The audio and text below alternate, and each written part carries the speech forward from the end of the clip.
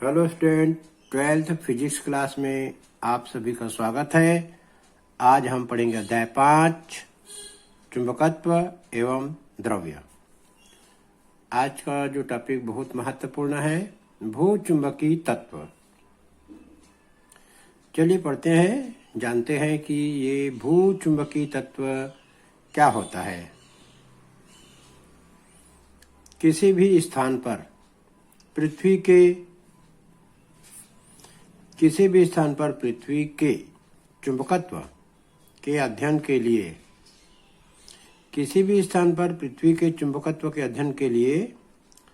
जिन तत्वों की आवश्यकता होती है उन्हें भूचुंबकीय तत्व कहते हैं।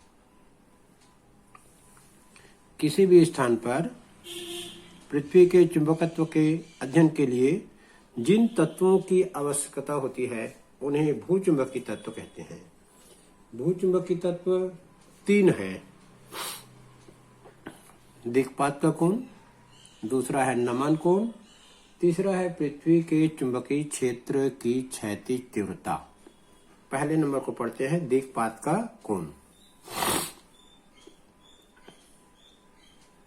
दिक्पात का कोण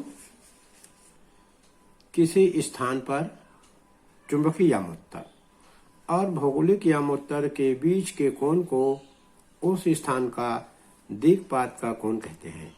इसे अल्फा से दर्शाते हैं। किस स्थान पर चुंबकीय यामोत्तर और भौगोलिक यामोत्तर के बीच के कोण को उस स्थान का दिक्पात का कोण कहते हैं।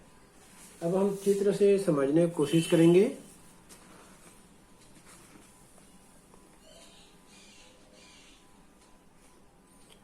किसी स्थान पर भौगोलिक यामोत्तर यहाँ देखना चाहते हैं तो ये है भौगोलिक यामोत्तर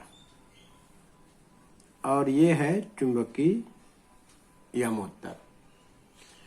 तो भौगोलिक यामोत्तर किसे कहते हैं पहले जान ले। भौगोलिक अक्ष के लंबवत, ये भौगोलिक अक्ष है, उत्तरी ध्रुव, भौगोलिक उत्तरी ध्रुव, भौगोलिक दक्षिण ध्रुव। भौगोलिक अक्ष के लंबवत ऊर्ध्वाधर तल को भौगोलिक अक्ष के लंबवत गुजरने वाले ऊर्ध्वाधर तल को भौगोलिक यामोत्तर कहते हैं। इसी प्रकार चुंबकीय ध्रुव देखेंगे, भौगोलिक उत्तर दक्षिण को मिलाने वाला भौगोलिक अक्ष, चुंबकीय उत्तर दक्षिण को मिलाने वाले चुंबकीय अक्ष। चुंबक का जो उत्तरी ध्रुव होता है थोड़ा से भौगोलिक अक्ष से हटकर होता है। चुंबक का जो दक्षिणी ध्रुव होता है, जब पृथ्वी चुंबक के समान व्यवहार करते हैं तो उसका दक्षिणी ध्रुव भौगोलिक दक्षिणी ध्रुव से थोड़ा हटकर होता है। भौगोलिक उत्तरी ध्रुव और चुंबकीय उत्तरी ध्रुव के बीच 11.3 अंश का डिफरेंस रहता है। तो अब यहाँ पर हम देखना है कि उत्तरी चुंबकीय ध्रुव और दक्षिणी चुंबकीय ध्रुव के लंबवत गुजरने वाला ऊर्ध्वाधर तल को चुंबकीय यामोत्तर कहते हैं।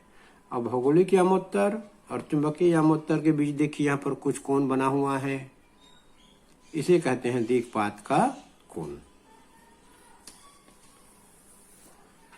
अब हम पढ़ते हैं नमन कोण। ऊर्ध्वाधर तल में घूमने के लिए स्वतंत्र तथा अपने गुरुत्व केंद्र से लटके चुंबक का चुंबकीय अक्ष। ऊर्ध्वाधर तल में घूमने के लिए स्वतंत्र तथा अपने गुरुत्व केंद्र से लटके चुंबक का चुंबकीय अक्ष। गुरुत्व केंद्र से होकर जाने वाली क्षैतिज रेखा के साथ जो कोण बनाता है उसे उस स्थान का नमन कोण कहते हैं। तो चित्र से समझेंगे।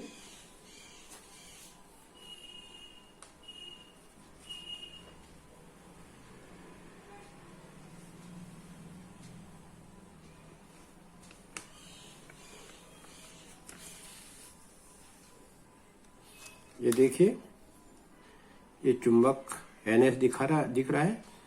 इसको हमने स्वतंत्रता पूर्वक धागे से लटका दिया और स्वतंत्रता पूर्वक धागे से लटकाने पर यह जो चुंबक है क्षैतिज से थोड़ा, ये क्षैतिज है, क्षैतिज से थोड़ा झुक करके लटकता है। चुंबक जो है, चुंबक को स्वतंत्रता पूर्वक लटकाएंगे, हर स्थान पर समतल नहीं लटकता है। चुंबक जो है थोड़ा सा ऊपर नीचे लटकता है। चुंबक जो है क्षैतिज के साथ थोड़ा सा टेढ़ा लटकता है, सीधा नहीं लटकता है।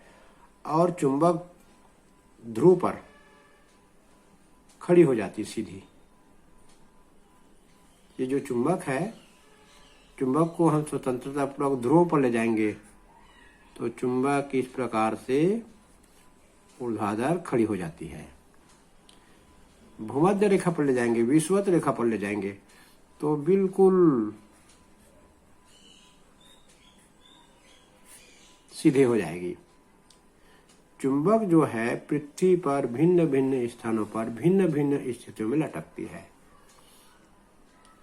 ध्रुवों पर चुंबक ऊर्ध्वाधर खड़ी हो जाती है। विषुवत रेखा पर क्षैतिज के साथ बराबर कोण बनाती है, 0 अंश कोण बनाती है। पृथ्वी के और अलग अलग स्थान पर क्षैतिज से, ये देखिए क्षैतिज रेखा, क्षैतिज के साथ थोड़ा झुक करके लटक जाती है। तो यहाँ पर कोण बनता है क्षैतिज रेखा और चुंबक का चुंबकीय अक्ष। ये चुंबक का दोनों ध्रुव को मिलाने वाली रेखा को कहते हैं चुंबकीय अक्ष। और ये क्षैतिज रेखा के साथ यहाँ पर जो कोण बनाती है उसको कहते हैं नमन कोण।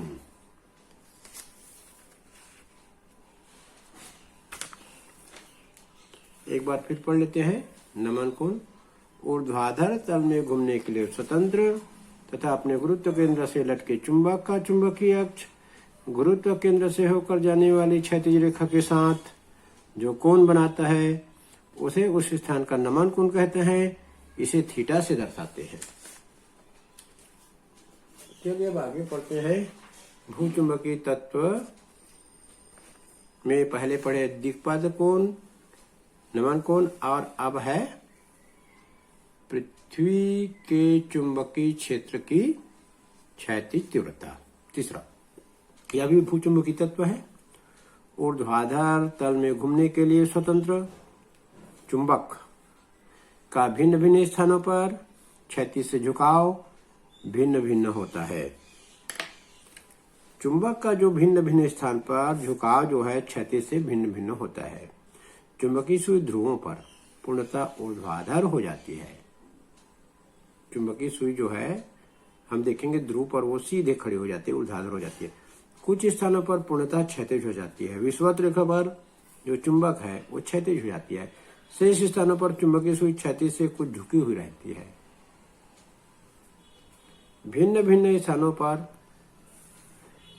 पृथ्वी का चुंबकीय क्षेत्र क्षैतिज से भिन्न भिन्न होता है। और ध्रुवों पर चुंबकीय सुई ऊर्ध्वाधर हो जाती है।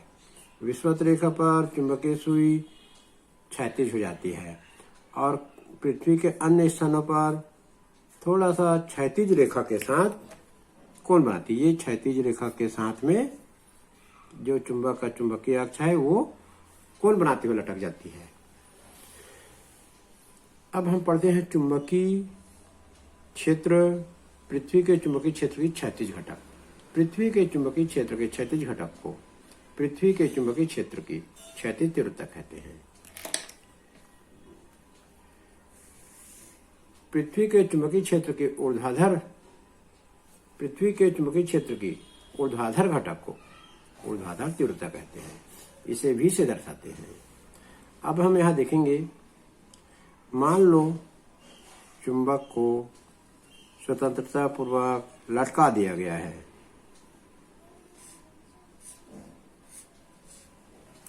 तो जो चुंबक जो है क्षैतिज रेखा के साथ, ये क्षैतिज रेखा हो गया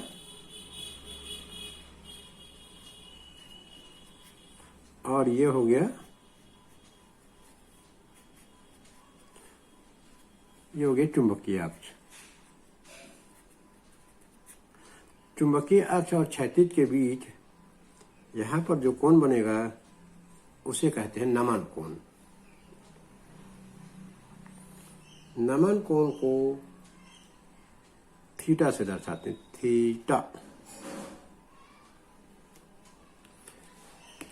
अब ये चुंबकीय क्षेत्र को आई से दर्शाते हैं, चुंबकीय क्षेत्र को आई से। चुंबकीय क्षेत्र जो है पृथ्वी का चुंबक जो जिस दिशा में लटका है उसके ध्रुवों को मिलाने वाली रेखा को क्षैतिज क्षेत्र को दिखाता है, चुंबकीय क्षेत्र को दिखाता है, और क्षैतिज रेखा के साथ जो बना कोण है वो नमन कोण। अब पृथ्वी की चुंबकीय क्षेत्र को दो घटक में बांटेंगे। ये घटक कहलाएगा क्षैतिज घटक, जिसे क्षैतिज तीव्रता कहते हैं। ये घटक कहलाएगा ऊर्ध्वाधर घटक, जिसे ऊर्ध्वाधर तीव्रता कहते हैं। पृथ्वी के चुंबकीय क्षेत्र को दो घटक में बांटने पर क्षैतिज घटक क्षैतिज तीव्रता, ऊर्ध्वाधर घटक ऊर्ध्वाधर तीव्रता कहलाता है।